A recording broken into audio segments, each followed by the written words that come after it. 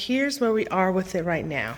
This is a 7-foot board, and a person just under 6 feet can easily fit with their head right there. So this is a mock-up of what I believe I will be having the skulls at. None of these are yet adhered, but what I'm going to be doing is I'm going to be taking these styrofoam boards.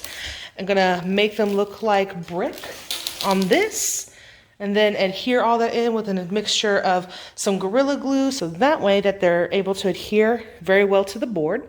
I'm also gonna do, just for safety measure, some screwing in of some screws on this and a handle on the back to make it easy for transportation and just moving it around where it's going to eventually be placed.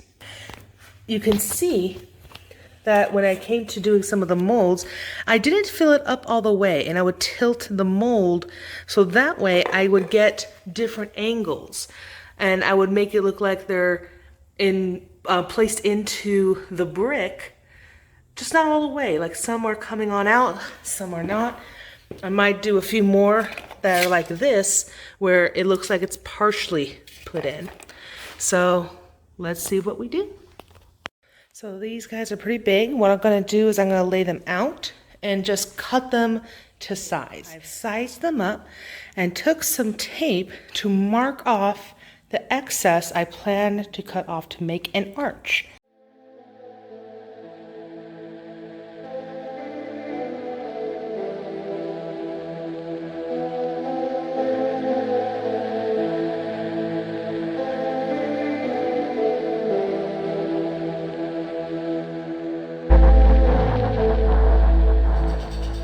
Here's the arch, and we're going to be working on this.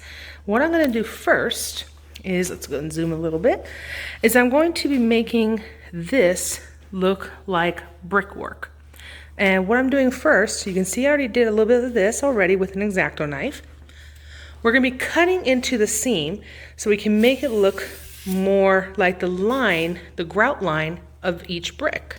So here.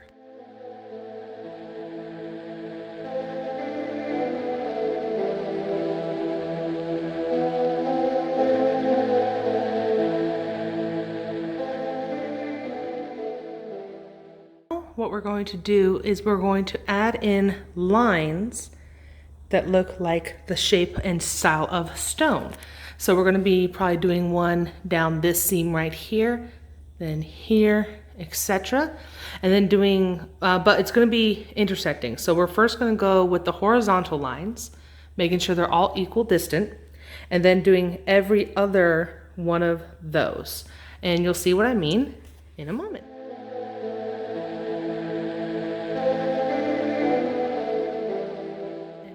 Is the after, where we're doing the lines horizontally. Next, we're going to do every other space with the ones that go vertically. Here it is, all the areas marked off. And the next step is to just cut in and make those grouts like I showed doing here.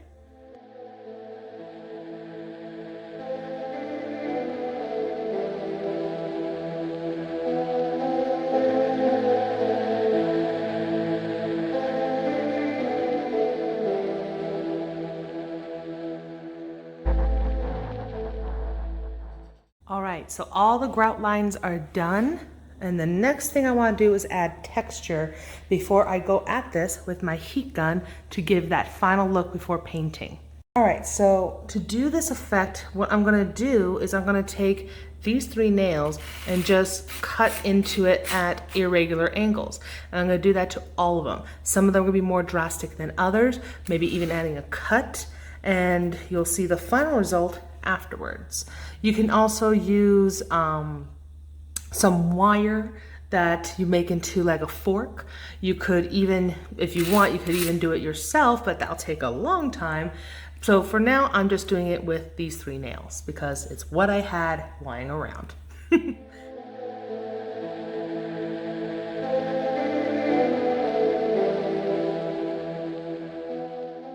All right, so next I'm gonna go at it with this heat gun. I'm gonna do it to the second setting just to get it to melt a bit. So this way we can get that texture of concrete. And here we go.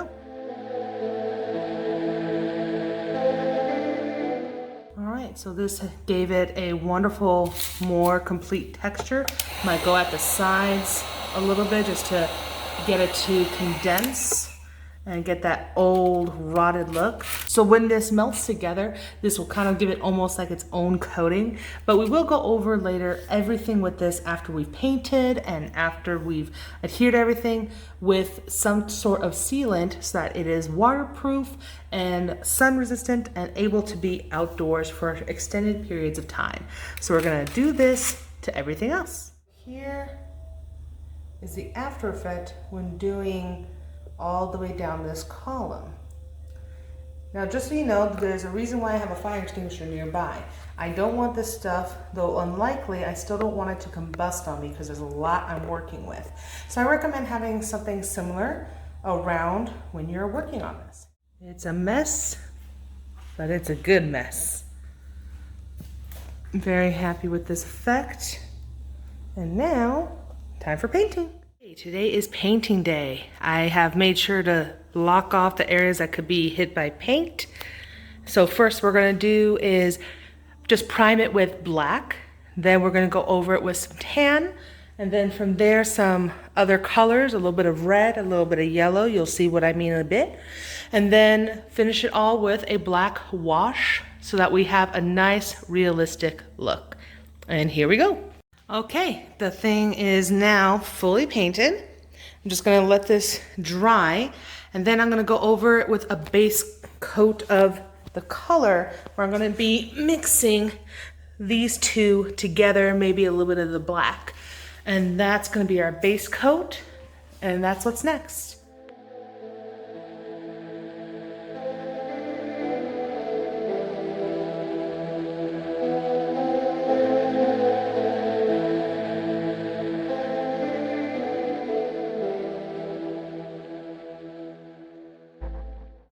So we've done a good majority of the painting of the back wall. Now I've adhered the skulls to it, and I'm adding in spray foam to just make sure they really stick. So what I did to get this effect, and I'll probably be cutting off any excess that's needed, like that bulb right there and these guys here, once it's fully hardened. I take the spray foam, I spray where it's needed, and as it's hardening, I just keep going over it with a tongue depressor and just smoothing it out to give that special effect that you see here. And then that area will be painted in a more brown, gray color, and the skulls, of course, will be accented to look more skull-like. So there you go.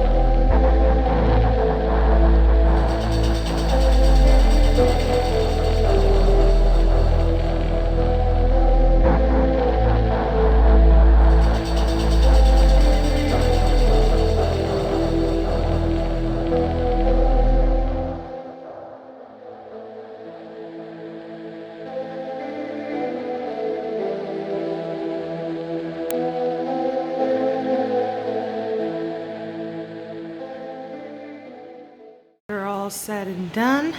Now we just wait for it to dry, and I did a little bit already, just cutting off some of the more circular pieces to make it a bit flatter, to make it look a little bit more like stone.